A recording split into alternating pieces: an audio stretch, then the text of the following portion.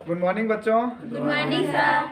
कैसे हैं आप लोग? अच्छे हैं? चलिए। और कैसे हैं आप लोग? अच्छे हैं? चलिए। और तैयारी कैसी चल रही है? अच्छी चल रही है।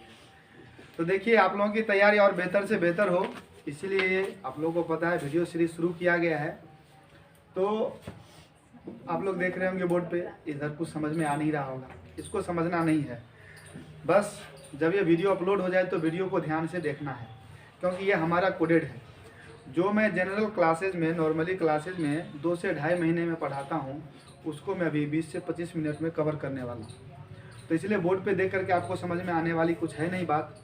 आपको सिर्फ हमारी बातों को एकदम पूरा ध्यान से सुनना है और आपको याद करवाना, ये मेरा काम है। बायोलॉजी इन ह्यूमन वेलफेयर मतलब मानव कल्याण में जीव विज्ञान।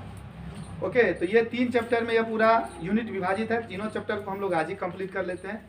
तो चलिए शुरू करते हैं। तो पहला जो चैप्टर है उसका नाम है मानव स्वास्थ्य एवं रोग, ह्यूमन हेल्थ एंड डिजीज। तो स्वाभाविक सी बात है, इस चैप्टर में हम लोग जानेंगे किसके बारे में? स्वास्थ्य और रोग के बारे में। तो चलिए पहले जानते हैं हम लोग कि व्हाट इज हेल्थ, स्वास्थ्य क्या है। WHO ने परिभाषा दिया है स्वास्थ्य का। WHO जानते हो क्या होता है? विश्व स्वास्थ्य संगठन, world health organisation. Okay, world health organisation ने जो परिभाषा ये जो सजेस्ट किया है वो है कि वैसी शारीरिक स्थिति जिसमें पूर्ण शारीरिक, मानसिक और सामाजिक संपन्नता हो तथा शरीर रोग एवं पीड़ा मुक्त हो, वैसी स्थिति को हम लोग क्या कहते हैं? स्वास्थ्य कहते हैं। और इसका उल्टा रोग क्या होगा? तो रोग क्या होगा कि वैसी शारीरिक स्थिति जिसमें रोग पीड़ा हो और सामान्य कार्यों को हम करने में असक्षम हो, सामान्य कार्यों को करने में हम लोग सक्षम ना हो, तो उसे हम क्या कहेंगे? रोग कहेंगे। ओके, तो स्वस्थ हम कैसे रहेंगे? तो स्वस्थ रहने के लिए there are some term and conditions. कुछ क्या है? नियम और शर्तें हैं। तो क्या क्या शर्तें हैं, चलो देख लेते हैं हम लोग। स्वस्थ रहने के लिए जो सबसे पहला शर्त है वो स्वच्छ भोजन और जल। ओके, नेक्स्ट है संतुलित आहार। क्या है? संतुलित आहार कहते हैं बैलेंस्ड डाइट, बैलेंस्ड फूड। क्या है? तो वैसा भोजन जिसमें जो हमारे शरीर के लिए 5 प्रकार के जो पोषक तत्व है, वो 5 प्रकार के पोषक तत्व कौन कौन है? तो कार्बोहाइड्रेट, वसा, विटामिन, प्रोटीन और खनिज लवण। इन 5 जो पोषक तत्व है उसकी जो संतुलित मात्रा जिस भोजन में मौजूद रहती है उसे हम लोग कहते हैं, उसे क्या कहते हैं? संतुलित आहार। आहार जरूरी है। उसके बाद क्या है? एवं शुद्ध वायु। क्या? हाँ, वायु के द्वारा भी अनेक सारे रोग हमारे शरीर में प्रवेश करते हैं, जो कि आगे मैं बताऊंगा कि वायु के द्वारा कौन कौन से रोग हमारे शरीर में प्रवेश करते हैं। पूरे रोग के बारे में पूरे चीज़ों को हम लोग बारी बारी से जानेंगे। उसके बाद है व्यायाम और विश्राम। Okay, rest and exercise also needed for a good health. If you want to stay healthy you have to take proper rest, okay, and you have to take exercise. Okay, और लास्ट जो है one important thing is that addiction, यानी दुर्व्यसन नहीं होना चाहिए। और दुर्व्यसन के कारण भी अनेक प्रकार के रोग होते हैं, तो दुर्व्यसन का ना होना, ये सभी चीजें जरूरी है। किसके लिए? हाँ, स्वस्थ रहने के लिए। तो इसलिए चलो आते हैं, जानते हैं हम लोग की रोग। तो रोग का परिभाषा जान लिया। रोग जो है वो 2 तरह के होते हैं। रोग को क्या 2 श्रेणी में बांटा गया है। क्या? तो एक एक्सटर्नल कारण, ओके, बाहरी कारकों से होने वाले रोग, और दूसरा इंटरनल कारकों से होने वाले रोग, अंदरूनी कारकों से और बाह्य कारकों से होने वाले रोग। तो चलो पहले देख लेते हैं हम लोग आंतरिक कारणों से होने वाले रोग। अधिकांश जो आंतरिक कारण से होने वाले रोग हैं, यह रोग एक जीव से दूसरे जीव में, एक मनुष्य से दूसरे मनुष्य में नहीं फैलता है, इसीलिए हम लोग इसे असंक्रामक रोग भी कहते हैं। यह क्या है? तो हीनता माने किसी चीज की कमी। अभी मैंने बताया था कि 5 तरह के पोषक तत्व होने चाहिए, अगर उसमें से किसी की कमी हो जाती है तो रोग लग जाते हैं। तो हीनता यानी डेफिशिएंसी, हीनता के कारण होता है रोग। दूसरा है बढ़ते उम्र के कारण, लोग बूढ़े हो जाते हैं, अधिक उम्र हो जाती है, 50-60 पार हो जाता है, तो शरीर में दर्द, घुटने में दर्द, heart attack, diabetes, pressure, sugar, ये सभी क्या होता है? बढ़ जाता है। तो यह उम्र के कारण होने वाले रोग। और लास्ट एक है जो अंदरूनी कारक से होता है, वह है ड्रग्स, वही अभी जो मैंने बताया दुर्व्यसन, उसके कारण होने वाले रोग।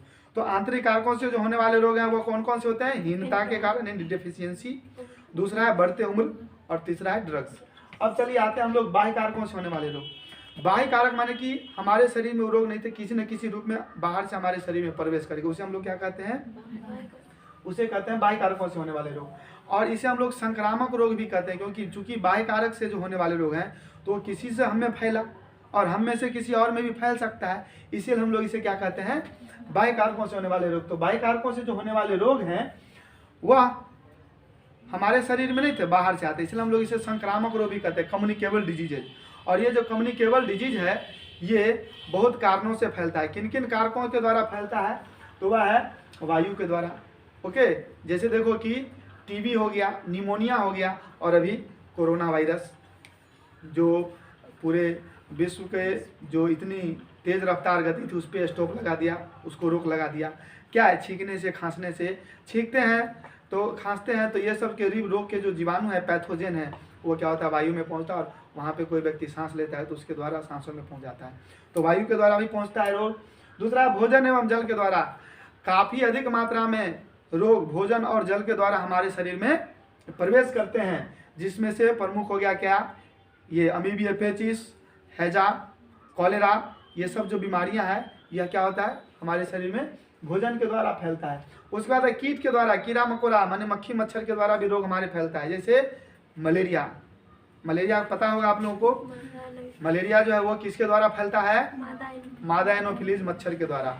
अब एक बात है, बताओ मलेरिया उत्पन्न किस चीज से होता है, तो लोग कुछ जवाब देते हैं कि मादा एनोफिलीज। नहीं, यहाँ पे थोड़ी सी डिस्क्रिमिनेशन है, उसको ध्यान से समझिए। क्या कि मलेरिया जो है वो फैलता है मादा एनोफिलीज, फीमेल एनोफिलीज मच्छर के द्वारा, लेकिन उत्पन्न जो होता है इसका रोग का जो कारक है वह है प्लाज्मोडियम, एक प्रोटोजोआ है। ओके, तो मलेरिया, टाइफाइड, नहीं मलेरिया, कालाजार, ओके, ये सब जो है, और फाइलेरिया, ये सब जो है वो कीटों के द्वारा फैलने वाले रोग हैं। इस तरह से रोगों का प्रसार होता है। तो क्वेश्चन अगर आपको पूछ दे कि रोगों का प्रसार किन किन विधियों से होता है, कैसे होता है, तो भोजन एवं जल के द्वारा, वायु के द्वारा, कीट के द्वारा और चोट के द्वारा। चोट जैसे देखिए टिटनेस, ओके, यह क्या है, इंजर्ड हो जाने के कारण ही फैलता है ना। तो ये सब रोग हैं। अब आते हैं हम लोग कुछ संक्रामक रोग और उसके जो संक्रमण पैदा, उसका जो संक्रमण करने वाले जो जीवाणु, विषाणु या सूक्ष्म जीव है, माइक्रोब्स हैं, उसके बारे में। यहाँ से एक क्वेश्चन आपको जरूर आएगा, इसीलिए इसको जो मैं बता रहा हूँ ध्यान से इसको सुन लेना है। ओके, बीमारी है जैसे हैजा, ओके, इसे कोलरा से के नाम से भी जानते हैं। यह एक प्रकार के जीवाणु के कारण फैलता है, उसका नाम है विब्रियो कॉलेरी। विब्रियो हैलरा, ये हैजा फैलता है किसके कारण से, विब्रियो कॉलेरी। टीबी, ट्यूबरकुलोसिस, यह भी एक जीवाणु के कारण फैलता है, उसका नाम है माइकोबैक्टीरियम ट्यूबरकुलोसिस। क्या, माइकोबैक्टीरियम ट्यूबरकुलोसिस। बच्चों में और कभी अधिकांश तो बच्चों में होता है, लेकिन वृद्धों में भी हो जाता है। न्यूमोनिया, निमोनिया रोग का जो कारक है, पैथोजन है, वह स्ट्रेप्टोकोकस निमोनी। इन्फ्लुएंजा, इन्फ्लुएंजा का क्या है, मिक्सोवायरस। रेबीज, कुत्ता के काटने से होता है, कुत्ता काटने से फैलता है और उत्पन्न होता है। रेबडो वायरस, तो रेबीज रोग का कारक क्या है, रेबडो वायरस। मलेरिया अभी बताया था मैंने, प्लाज्मोडियम, प्लाज्मोडियम के द्वारा उत्पन्न होता है। टाइफाइड, सल्मोनेला टाइफी, क्या, टाइफाइड रोग उत्पन्न होता है, Salmonella typhi. Polio, polio virus के कारण होता है। पेचिस माने अमीबिया पेचिस, अमीबियासिस इंग्लिश में कहा जाता है। एंटमीबा हिस्टोलाइटिका के कारण होता है। हेपाटाइटिस, यह हेपाटाइटिस वायरस के कारण होता है। टिटनेस, क्लोस्ट्रीडियम टिटैनी, ओके, यह एक जीवाणु है जिसके द्वारा टिटनेस होता है। AIDS, HIV। तो ये सब मैंने कुछ नाम बताया है रोगों का और उसको उत्पन्न करने वाले कारक उसके पैथोजेंस का।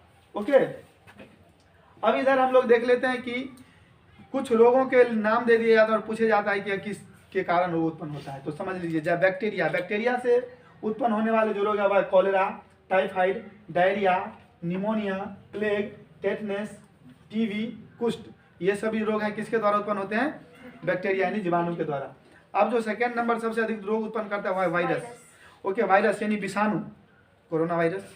ओके, जैसे ही वायरस आएगा तो ये कोरोना वायरस 2020 में इस तरह से आघात किया है पूरे विश्व पे कि उसको कभी लोग भूल नहीं सकता है। तो वायरस, वायरस में क्या है, AIDS, rabies, diarrhoea, hepatitis, influenza और कोविड-19 एकदम रिसेंटली एडेड। ओके, तो ये है वायरस जनित रोग। उसके बाद है प्रोटोजोआ। प्रोटोजोआ के कारण जो होने वाले रोग हैं वह क्या है, मलेरिया, डायरिया, पेचिस, याद हो गया। और एक जो काफी खतरनाक बीमारी उत्पन्न होता है वह है कैंसर, जिसके बारे में हम लोग इसके आगे चर्चा करेंगे। ओके, तो कुछ बीमारियां हैं जिसके बारे में चलिए मैं उसका पूछा जाता है, इसके लक्षण, नियंत्रण एवं रोकथाम के उपायों का वर्णन करें। ओके, तो वह है कोलेरा। कोलेरा यानी हैजा। क्या है, तो उसको लिखना है इसको इस तरह से। हैजा जो है वह ये विब्रियो कॉलेरी नामक जीवाणु से होने वाला रोग है। इस रोग का लक्षण क्या है, तो ऐसे रोगी को बार बार दस्त और उल्टी होता है। यह क्या है लक्षण, कमजोरी महसूस होना, आंखें धंस जाना, यह सब क्या है रोग का लक्षण।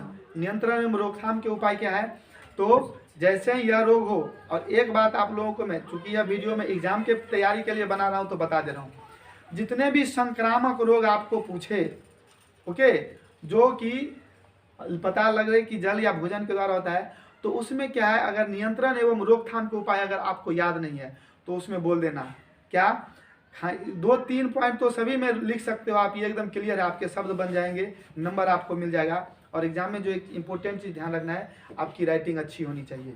अच्छी राइटिंग होने पे काफ़ी अच्छा मार्क मिल जाता है। और ये चीज़ें कि किसी भी बीमारी के रोकथाम में क्या, खाने से पहले और शौच के बाद हाथ को साबुन से धोना चाहिए, हमेशा शुद्ध और गर्म भोजन लेना चाहिए, पानी को ढक के रखना चाहिए। किसी भी रोग का जो नियंत्रण एवं रोकथाम के उपाय तो उसमें लिख सकते हो। ओके, तो इसी तरह से बारी बारी से जो आपको जीवाणु के द्वारा होने वाली मलेरिया हो गया, टाइफाइड हो गया, कॉलेरा हो गया, इन सभी के बारे में मैंने आपको गेस दिया, आप उसमें से पढ़ लेना। अब यहाँ पे जो चीज़ है उसको मैं कुछ चीज़ों को बता दे रहा हूँ। मलेरिया जो है यह प्लाज्मोडियम के कारण होने वाले रोग है, और यह मादा एनोफिलीज मच्छर के काटने से फैलता है। इसका लक्षण क्या है, तो लक्षण है कि काफ़ी तेज बुखार आना, बुखार आने पे कपकपी और ठंड लगना, और उसके साथ साथ पेशियों में दर्द होना। ये 3 प्रमुख लक्षण है। 3 लक्षण लिख दो, हो जाएगा। नियंत्रण एवं रोकथाम के उपाय क्या है, जैसे ही रोगों का कुछ लक्षण पता चले अति शीघ्र हमें डॉक्टर के पास जाना चाहिए। ओके, और मलेरिया का एक दवा है मात्र कुनैन, क्या, जो शहतूत के पौधे से प्राप्त किया जाता है, वो दिया जाता है। ओके, इसके बाद है मलेरिया के बाद हम लोग जानते हैं टीबी के बारे में। तो टीबी क्या है जी, टीबी इसे क्षय रोग के नाम से भी जानते हैं हम लोग, ट्यूबरकुलोसिस। तो यह भी जीवाणु जनित रोग है। ओके, और यह माइकोबैक्टीरियम ट्यूबरकुलोसिस नामक जीवाणु के कारण होता है। लक्षण क्या है, तो टीबी का लक्षण है कि हमारे फेफड़े को संक्रमित करता है। ओके, किसको, फेफड़े को संक्रमित करता है। और इस रोग में बार बार खांसी आता है, बुखार आना, शरीर का तापमान बढ़ जाना, और एक इम्पोर्टेंट जो लक्षण है वह खांसने पे बलगम के साथ कभी कभी रक्त आना। यह क्या है, टीबी का लक्षण। ओके, नियंत्रण रोकथाम का उपाय क्या है, तो यह अधिकांशतः वृद्ध लोगों में होता है। ओके, और एक चीज़ जो ध्यान रखने की वाली बात है, अगर आपको 2 सप्ताह से अधिक, 15 दिन से अधिक सर्दी जुकाम रहे तो इमीडिएट डॉक्टर के पास जाकर के टीबी की जांच करानी चाहिए, बलगम की।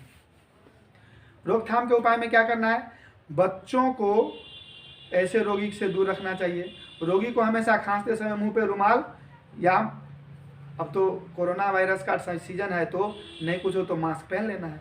ओके, नेक्स्ट आगे बढ़ते हैं। पल्स पोलियो कार्यक्रम क्या है, तो पोलियो उन्मूलन के लिए हमारे देश में 0 से 5 साल तक के बच्चे को पोलियो की टीका ओरल विधि से, मौखिक विधि से 2 बूंद पिलाया जाता था। इसे कहा जाता है क्या, पोलियो, पल्स पोलियो कार्यक्रम। ओके, अब आते हैं हम लोग 2 मुख्य जो बीमारी है, एक HIV और एक कैंसर। HIV नाम है एड्स, एक्वायर्ड इम्यूनोडेफिशिएंसी सिंड्रोम। ध्यान से सुन लो, एक्वायर्ड इम्यूनोडेफिशिएंसी सिंड्रोम ऑब्जेक्टिव में पूछ दिया जाता है, और इसे 5 मार्क्स में भी पूछा जाता है। तो एड्स रोग क्या है, तो एड्स HIV वायरस के कारण से होने वाला रोग है, जो हमारी प्रतिरक्षा तंत्र, इम्यून सिस्टम, इम्यूनिटी को कमजोर कर देता है, जिसके कारण अनेक बीमारियां लग जाती है। एड्स का कारण क्या है, तो एड्स का कारण है HIV के कारण यह फैलता है। ओके, और प्रसार का तरीका, फैलने का तरीका क्या है, तो एड्स बीमारी जो है वह स्पर्म और ब्लड में ही जिंदा रहता है, HIV, इसीलिए इन्हीं दोनों के द्वारा फैलता है। तो इसलिए इसका जो प्रसार का तरीका हुआ क्या है, दूसरे के रेजर ब्लेड के उपयोग करने से, दूषित या फिर दूसरे व्यक्ति के लगाया गया इंजेक्शन को लगाने से।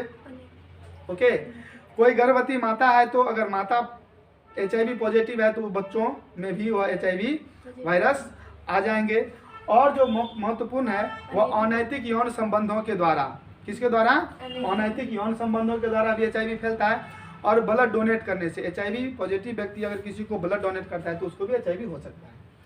अब HIV नियंत्रण के कारण माने ये नियंत्रण के उपाय, तो नियंत्रण के लिए वही जिन जिन कारणों से होता है वो नहीं करना है। हमेशा पर्सनल रेजर का प्रयोग शेविंग करने के लिए करना है। डिस्पोजल इंजेक्शन का प्रयोग करना है। ओके, अनैतिक यौन संबंधों से बचना है, अनैतिक यौन संबंध स्थापित नहीं करना है। यौन संबंधों के समय कॉन्डोम का उपयोग करना है और ब्लड डोनेट के पहले HIV की जांच करवाना आवश्यक है। तो यह था एड्स रोग के कारण, लक्षण और नियंत्रण के उपाय। अब जानते हैं हम लोग कैंसर। कैंसर एक काफ़ी खतरनाक और लाइलाज बीमारी है। ओके, यह ट्यूमर के कारण से उत्पन्न होता है। किसके कारण से? ट्यूमर। तो अब क्वेश्चन आता है ट्यूमर क्या है। तो ट्यूमर जो है वो प्रत्येक जीव के शरीर में है। ट्यूमर कुछ कोशिकाएं है, अलग कुछ नहीं है। Tumour is a cell present in all types of organism. प्रत्येक जीव में यह पाया जाता है, लेकिन वहाँ पे क्या होता है, इनएक्टिव फेज में होता है। किसी भी कारण से एक्टिव हो जाता है और अपनी संख्या को अनियंत्रित तरीके से वृद्धि करने लगता है। तो ट्यूमर क्या है? जीव शरीर की ऐसी कोशिकाएं या वह कोशिकाएं जो अनियमित ओके और अनियंत्रित वृद्धि करते चला जाता है, उसे हम लोग क्या कहते हैं? ट्यूमर। और ट्यूमर के कारण होता है कैंसर, और ट्यूमर के अध्ययन को कहते हैं ऑन्कोलॉजी। ट्यूमर से होता है कैंसर, और कैंसर जो है वह 3 प्रकार के होते हैं। कौन कौन से होते हैं? कार्सिनोमा, यह त्वचा कैंसर है, स्किन पे होता है। दूसरा है सार्कोमा, यह संयोजी ऊतक में होता है। और तीसरा जो है ल्यूकेमिया, इसे हम लोग ब्लड कैंसर के भी नाम से जानते हैं। कैंसर को इलाज या रोकने के जो उपाय है, नियंत्रण के उपाय, वह क्या है? सबसे पहला क्या है कि शल्य क्रिया, ऑपरेशन द्वारा ट्यूमर को काट के हटा देना। दूसरा जो है वो रेडियोथेरेपी। रेडियोथेरेपी के द्वारा क्या होता है? कैंसर सेल्स को नष्ट कर दिया जाता है। और तीसरा है कीमोथेरेपी। इसमें क्या है कि कुछ मेडिसिन, औषधियों का प्रयोग करके कैंसर की जो सेल है उसकी वृद्धि को रोकता है और उसे डिस्ट्रॉय किया जाता है। ओके, तो यह था विभिन्न प्रकार के रोग, उसके बारे में आप लोगों ने जान लिया। यहाँ से क्वेश्चन आने ही आने हैं। अब हम लोग जानते हैं जो एक चीज़ है वह कि बीमारी, हमारे शरीर में जो बीमारियाँ, ये संक्रामक रोग होती है, उसको रोकने के लिए हमारे शरीर में कुछ सिस्टम है या नहीं है? बिल्कुल है। जिससे आप लोग इस साल न्यूज़ पे सुनते सुनते थक गए होंगे, इम्यूनिटी बढ़ाओ, इम्यूनिटी बढ़ाने के लिए ये काम करना है, वो काम करना है। तो ये इम्यूनिटी क्या है? इसे हम लोग कहते हैं प्रतिरक्षा। तो हमारे शरीर का जो संक्रामक रोगों और रोगाणुओं से लड़ने की जो क्षमता है, उसे हम लोग कहते हैं प्रतिरक्षा। और ये 2 तरह के होते हैं। प्रतिरक्षा कितने तरह के होते हैं? Yes, there are 2 types of immunity. Okay, first one is innate immunity and second one is acquired immunity. मतलब क्या? सहज प्रतिरक्षा और उपार्जित प्रतिरक्षा। सहज प्रतिरक्षा क्या है? तो सहज प्रतिरक्षा प्रत्येक व्यक्ति में जन्म से ही पाया जाता है। क्वेश्चन पूछेगा कौन सी प्रतिरक्षा जन्म से पाया जाता है? सहज प्रतिरक्षा प्रत्येक व्यक्ति में जन्म से ही पाया जाता है। ओके, और यह रोगजन्य विशेष नहीं होता है, मतलब सभी रोगों के लिए यह काम करता है। लेकिन उपार्जित प्रतिरक्षा जो है वह रोगजन्य विशेष होता है, स्पेशल रोग के लिए स्पेशल प्रतिरक्षा होता है। यह हमारे जीवन काल में उत्पन्न होता है। जब कोई सूक्ष्म जीव हमारे शरीर में प्रवेश करता है तो हमारे शरीर का जो बी लिम्फोसाइट है, लिम्फोसाइट सेल, वह उसके साथ लड़ाई करता है, मुठभेड़, और उसे कहते हैं प्रथम मुठभेड़। पहली बार वह प्राथमिक अनुक्रिया करता है, लेकिन वही जब दोबारा हमारे शरीर में प्रवेश करता है तो हमारी वह बी लिम्फोसाइट कोशिकाएं, प्रतिरक्षी कोशिकाएं सेकेंडरी अनुक्रिया करती है, द्वितीयक अनुक्रिया करती है, जो प्रथम मुठभेड़ की स्मृति पर आधारित होता है। और यह रोगजन्य विशेष होता है, इसे हम लोग कहते हैं उपाय। तो बच्चों, आज के वीडियो में इतना ही है। हम लोग इसका नेक्स्ट पार्ट देखेंगे। वीडियो लंबा हो जा रहा है, इसलिए इसका नेक्स्ट पार्ट देखेंगे अगले वीडियो में, जो इसका सेकेंड पार्ट लाया जाएगा। ओके, तो आज के लिए इतना ही।